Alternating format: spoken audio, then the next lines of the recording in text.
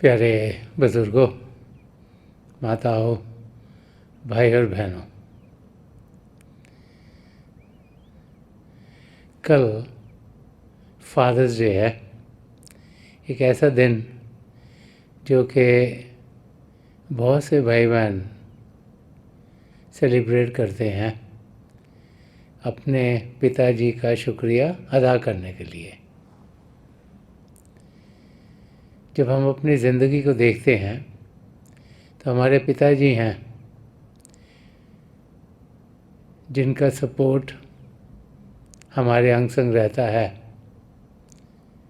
ये हमारे पिताजी हैं जो हमें प्यार से बड़ा करते हैं। ये हमारे पिताजी हैं जो हमारी संभाल करते हैं। और बहुत कुछ बच्चे अपने पिताजी से सीखते हैं। तो एक दिन साल में रखा गया कि हम पिताजी का शुक्राना अदा करें। और अगर हम देखें कि शारीरिक रूप में हम अपने आप को जब पाते हैं तो हमारे माँ बाप हैं जो हमें इस दुनिया में लाते हैं और फिर उनके ज़रिए ही हमारी ज़िंदगी इस दुनिया में बढ़नी शुरू हो जाती है। जब ध्यान से सोचें कि इस धरती पर जिस पर हम जी रहे हैं उसमें हमारा रिश्ता नाता सबके साथ क्या है, तो हमें बहुत जल्दी समझ में आ जाता है कि धरती सिर्फ हमारे माँ बाप के करके ही नहीं चलती। जैसे जैसे इंसान बड़ा होता है उसको समझ में आ जाता है कि बहुत से लोग इस धरती पर रहते हैं और कोई ताकत है जो हम सबको चलाती है। उस ताकत को हम पिता परमेश्वर कहें, वाहेगुरु कहें, यहोवा कहें, गॉड कहें, किसी भी नाम से पुकारें, वो ही हमारे पिता परमेश्वर हैं। उनकी ही हम संतान हैं। तो फिर जब इस किस्म की समझ हमें आनी शुरू हो जाती है तो फिर शुक्राना हम पिता परमेश्वर का करना शुरू कर देते हैं। ये प्रभु की दया है कि हम इस धरती पर हैं। 84 लाख जिया जून में हम भटक सकते थे। हमारा असली रूप जो कि आत्मिक है वो किसी भी योनि में हो सकती थी। प्रभु ने दया कृपा की कि हमें ये मानव शरीर दिया और इसके साथ साथ इसमें सब वो पदार्थ दिए जो हमें चाहिए अपने आप को सही रूप में जानने के लिए और पिता परमेश्वर को पाने के लिए। और किसी योनि में वो पदार्थ नहीं दिए गए हैं।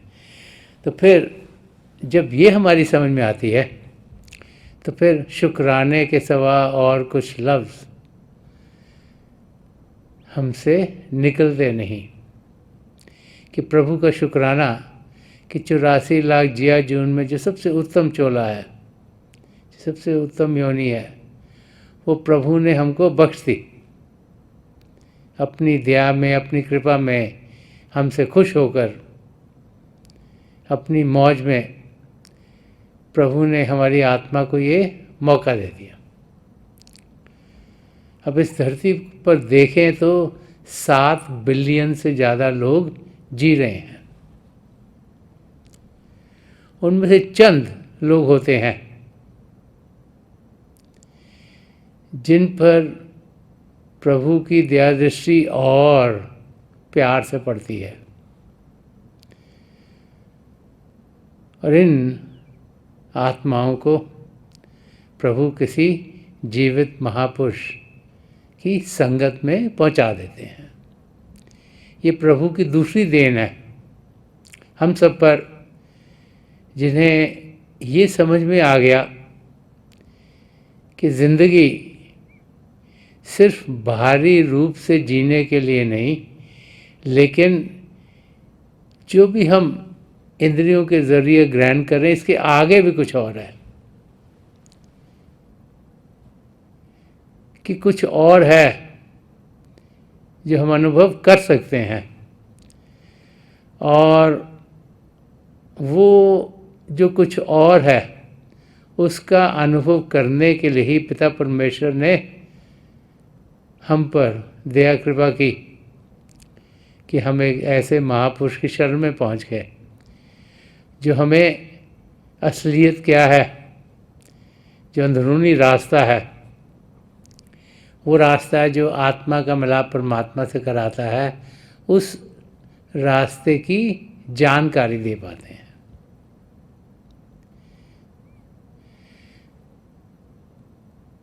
अब जब हम किसी महापुरुष की शरण में पहुंच जाते हैं तो तीसरी देन उन महापुरुष से हमें मिलती है। ऐसे महापुरुष हमें अपनी तवज्जो देके नाम की देन देते हैं। हम जिनका ध्यान सिर्फ बाहर की दुनिया में है, हम जो मन इंद्रियों के घाट पर जीते हैं, हम जो यही सोचते हैं, समझते हैं, अनुभव करते हैं कि जो कुछ आँखों से दिखता है वही है, जो कुछ कानों से सुनता है वही है, जो बाकी 3 इंद्रियां हैं, सुनने की, चखने की, स्पर्श की, जो उनसे अनुभव होता है वही कुछ है। उनको ऐसे महापुरुष प्रेम से अनुभव करा देते हैं कि इसके आगे कुछ और भी है। वो हमें समझाते हैं कि जिस धरती पर हम जी रहे हैं ये पिंड का देश है। इसमें हमारी धरती, आसमान, सितारे, चंद्रमा, सूर्य और बहुत सी अलग अलग गैलेक्सीज भी हैं।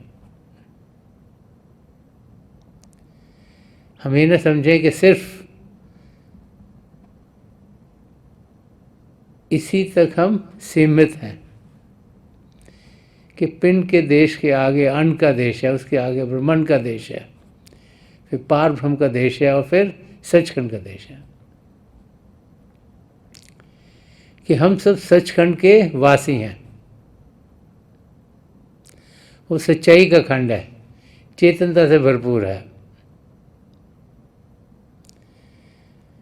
हम जिसे प्रभु का शब्द कहा गया है, जिसके ज़रिए सारी सृष्टि रची गई, इसके ज़रिए सारे खंडमंडल बने, उसके साथ जुड़कर ही हम यहाँ पहुँचे हैं। और फिर इस पिंड के रंगत को देखकर, इसके खिंचाव को देखकर हम इसी पिंड के देश की मस्ती में गुम हो गए हैं। हम भूल गए हैं कि हम कहाँ से आए थे। तो प्रभु ने हमें ये मौका दिया है।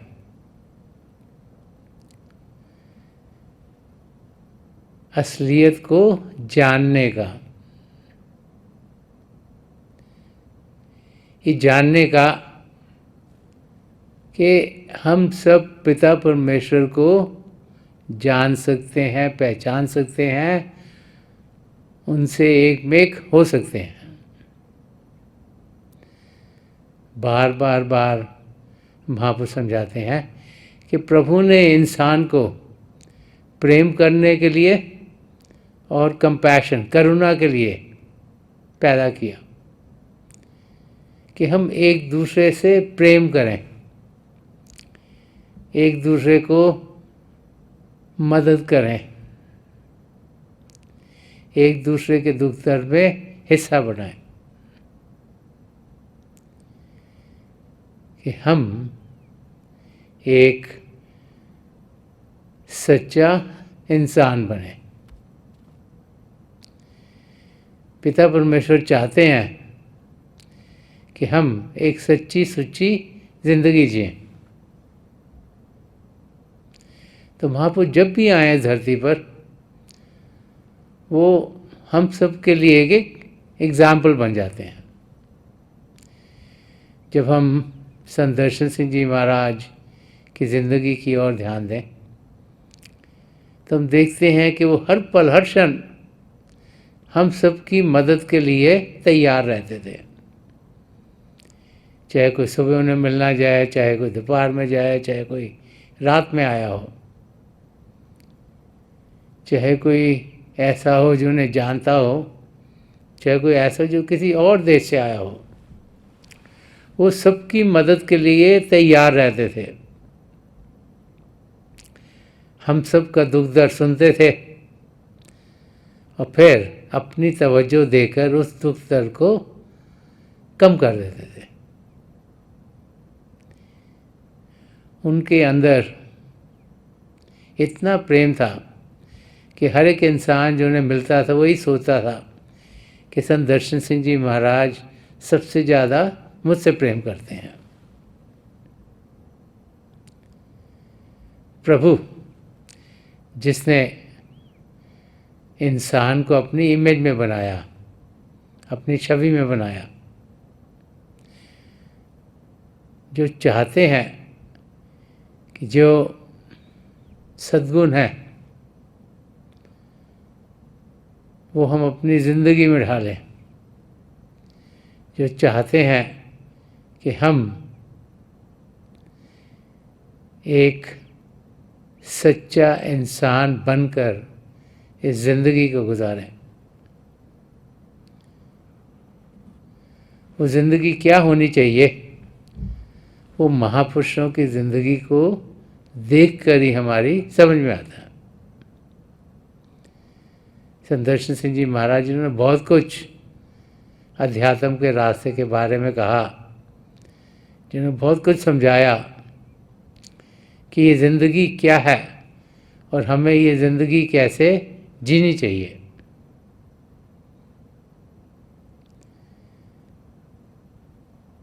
बहुत सी उन्होंने गज़लें लिखी, पोट्री के फॉर्म में समझाया, क्योंकि पोट्री ऐसी चीज़ है जिसमें कि 2 लाइनों में बहुत कुछ कहा जा सकता है। तो एक जगह संत दर्शन सिंह जी महाराज फरमा रहे हैं, हमें समझा रहे हैं कि उनकी ज़िंदगी कैसी थी। उनकी ज़िंदगी में हजूर बाबा सावन सिंह जी महाराज ने उन्हें नाम की देन दी। जब वो 5 साल के थे, उन्हें अंदर के मंडलों में ले गए और सितारों तक उन्हें अनुभव कराया। जैसे वो बड़े होते गए तो हजूर बाबा सावन सिंह जी महाराज की देखभाल में और परम संत कृपाल सिंह जी महाराज की देखभाल में उनकी अपनी तरक्की अंदरूनी रास्ते में होती चली गई। तो जो उनको अपनी ज़िंदगी के अनुभव हुए थे वही उन्होंने अपने लफ्ज़ों में बयान किया है, ताकि हम लोग ये जान सकें कि एक इंसान की ज़िंदगी किस किस्म की होती है या होनी चाहिए। तो संत दर्शन सिंह जी महाराज इसे एक शेर में फरमा रहे हैं कि मेरे ख्याल पे काबू नहीं ज़माने का, कि मेरे ख्याल पे काबू नहीं ज़माने का, अंधेरी रात में भी मुझको तीरगी ना मिली। अंधेरी रात में भी मुझको तीरगी ना मिली।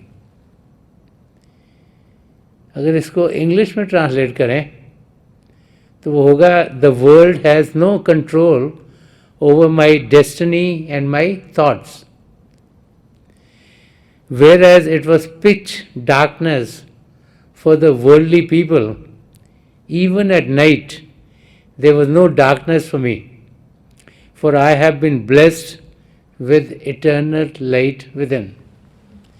तो संत दर्शन सिंह जी महाराज हमें समझा रहे हैं कि जो आम इंसान होते हैं उनकी ज़िंदगी में क्या होता है और संत दर्शन सिंह जी महाराज की ज़िंदगी में क्या हुआ। वो इंसान जो कर्मों के दायरे में अपनी ज़िंदगी गुजारते हैं उनके साथ क्या होता है। जैसा इंसान सोचता है, जैसा वो बोलता है, जैसे वो कार्य करता है, उससे कर्म बनते हैं। जो रोज़ाना कर्म बनते हैं उनको क्रियामान कर्म कहा जाता है।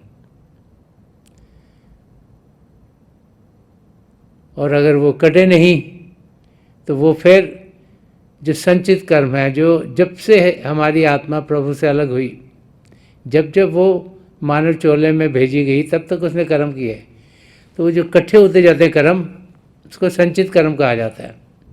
तो ये जो क्रियामान कर्म रोज़ाना करते नहीं, संचित कर्म में जाके उसको और बढ़ा देते हैं। और एक तीसरे कर्म होते हैं प्रलभ कर्म। वो कर्म जो हमने अपनी ज़िंदगी में ढालने हैं। तो महापुरुष समझाते हैं कि 75% जो हमारी ज़िंदगी है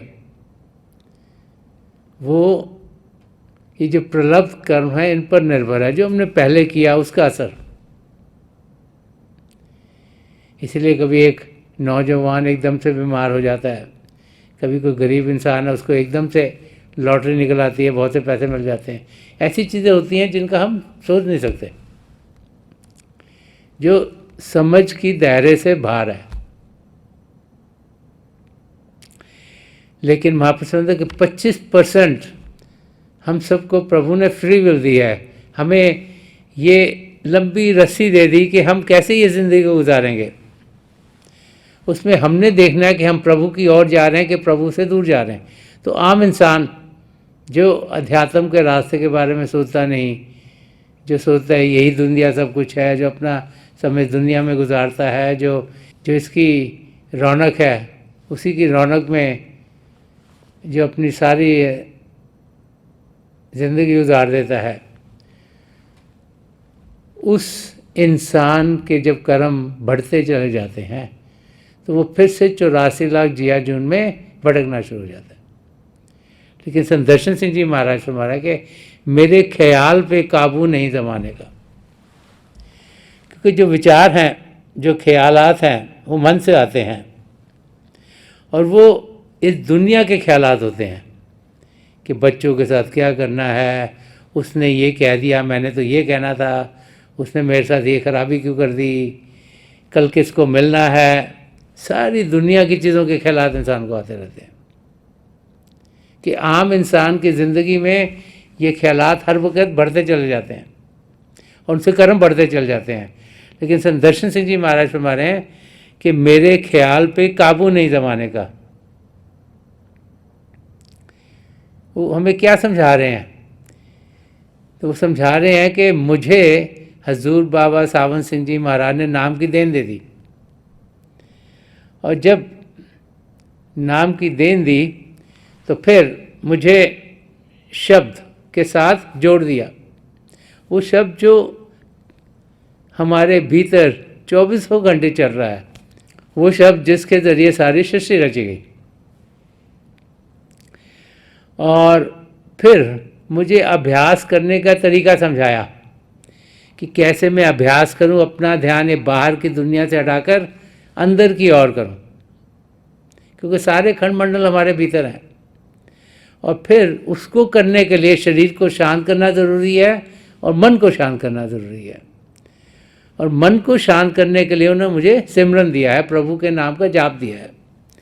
और जैसे जैसे मैं प्रभु के नाम का जाप करता चला जाता हूँ, वैसे वैसे ही मेरा मन शांत होता है और मुझे विचार नहीं भेज सकता, उसमें ताकत नहीं रहती विचार भेजने की। तो यहाँ फरमा रहे कि मेरे ख्याल पे काबू नहीं जमाने का, कि जो मेरे विचार आने हैं वो कोई दुनिया की किसी चीज़ के नहीं है, क्योंकि मैं प्रभु की ओर ध्यान दे रहा हूँ। मेरा पूरा ध्यान प्रभु की ओर है, मेरी पूरी अटेंशन परमात्मा की ओर है। और इस करके कोई भी मेरे कर्म उस वक्त नहीं बन सकते। तो नए कर्म की बात कर समझा रहे हैं। और आगे फरमा रहे हैं कि अंधेरी रात में भी मुझको तीरगी न मिली। संदर्शन सिंह जी महाराज फरमा रहे हैं कि चाहे अंधेरी रात थी पर मुझे अंधेरा नहीं मिला, मुझे तो रोशनी रोशनी मिली।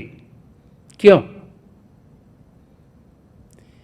जब अंधेरी रात की बात कर रहे हैं तो बता रहे हैं कि दुनिया के जो ups and downs of life होते हैं कि कभी चीज़ें अच्छी होती हैं, कभी बुरी होती हैं, कोई ना कोई तकलीफ़ इंसान को लगी रहती है, चाहे शारीरिक हो, चाहे मानसिक हो, चाहे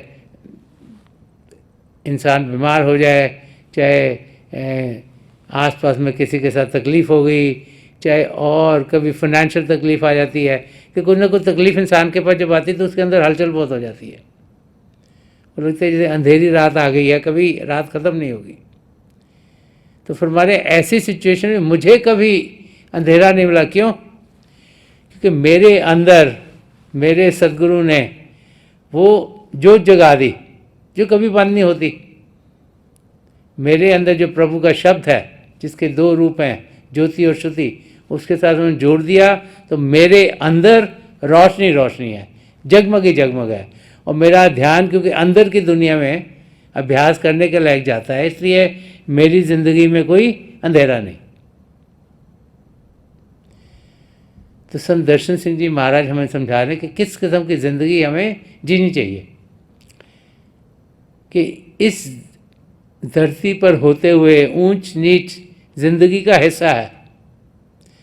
कुछ ना कुछ ऐसा होगा जो हमें अच्छा नहीं लगेगा, जो हमें तकलीफ़ देगा, लेकिन इसका मतलब नहीं कि हम तकलीफ़ में जाएं। हम इस धरती पर जीते हुए सुख चैन से जी सकते हैं। वो तब होगा जब हमारा ध्यान इस दुनिया की ओर नहीं होगा और हमारे अंदर जो प्रभु का शब्द चल रहा है, जो प्रेम से भरपूर है, जो शांति से भरपूर है, जब ध्यान उस ओर होगा, जब हम उस शब्द के साथ जुड़ेंगे तो हमारी ज़िंदगी में खुशियाँ ही खुशियाँ होंगी। जब भी हम अपनी ज़िंदगी की ओर ध्यान से देखते हैं तो हमें जानना चाहिए कि ये ज़िंदगी प्रभु की देन है, कि हम प्रभु का शुक्रिया अदा करें।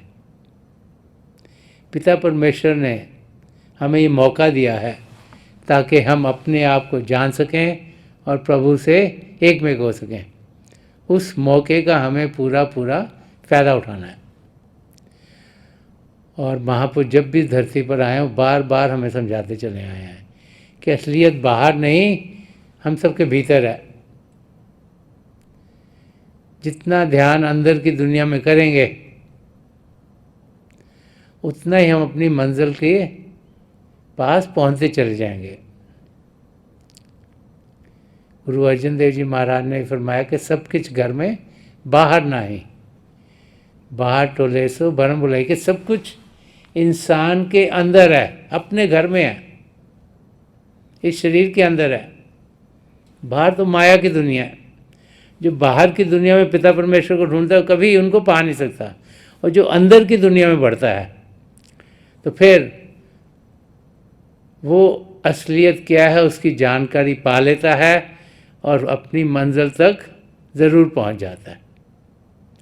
तो अंदर की दुनिया अभ्यास की दुनिया है, अंदर की दुनिया मेडिटेशन करने की दुनिया है, अंदर की दुनिया भजन सिमरन के ज़रिए पाई जा सकती है। तो थोड़ी देर के लिए हम सब अभ्यास के लिए बैठ जाएं। आप जहाँ भी बैठे आराम से बैठिएगा, अपनी आंखें बंद कर लीजिएगा, और ये जो आई बॉल्स हैं ये आपकी सीधी सामने फोकस होनी चाहिए। आंखें बंद करते ही वो भाई बहन जिन्हें नाम की देन मिली है आप सिमरन कीजिएगा। और जो भाई बहन यहाँ नए हैं आप पिता परमेश्वर के किसी भी जाति नाम का जाप कीजिएगा। जाप मन ही मन करना, ऊंचा नहीं दोहराना। आपके सामने रोशनी के चिन्ह आपको दिखने शुरू होंगे और समय के साथ साथ बहुत से नज़ारे आपको देखने में मिलेंगे। जो कुछ भी दिखता है उसके बीच में ध्यान से देखिएगा। मेरी प्रभु के चरण कमलों में, और जो पिछली सेंचुरी के महापुरुष हैं हजूर बाबा सावन सिंह जी महाराज, परम संत कृपाल सिंह जी महाराज, दयाल पुरुष संदर्शन सिंह जी महाराज के चरण कमलों में यही प्रार्थना है कि जो जो हम सब के लिए बेहतर है महापुरुष हमें दें, हमें सबके साथ जोड़ें और हमारे भीतर प्रभु की ज्योत के हमें दर्शन करवाएं। थोड़ी देर में मैं आपको इस बैठक से उठाऊंगा और मेरी शुभकामना आप सबके साथ हैं।